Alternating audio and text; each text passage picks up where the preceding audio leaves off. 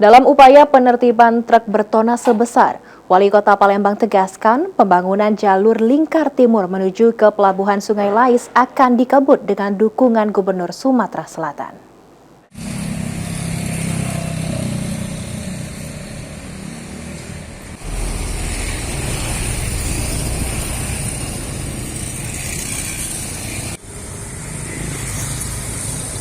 Dalam upaya penertiban truk bertona sebesar, Wali Kota Palembang Ratu Dewa mengatakan jika pembangunan jalur lingkar timur menuju ke Pelabuhan Sungai Lais menjadi perhatian pemerintah Kota Palembang.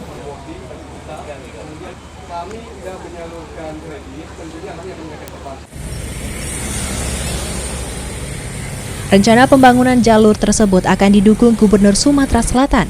Pembangunan jalur lingkar timur dibutuhkan untuk menertibkan truk bertona sebesar dengan memindahkannya dari Pelabuhan Bom Baru ke Pelabuhan Sungai Lais.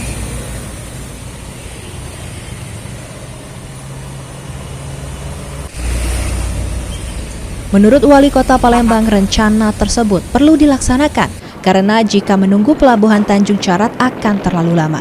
Saat ini pemerintah Kota Palembang akan menyiapkan detail engineering design.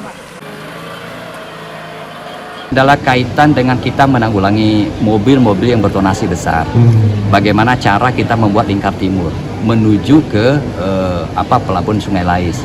Nah, Pak Gubernur juga akan support itu karena kita ingin memindahkan pelabuhan yang ada di Bom Baru ke, kalau kita menunggu Tanjung Carat begitu lama. Makanya saya dengan Pelindo kemarin sudah bicara supaya kita buat dulu jalan lingkar timur.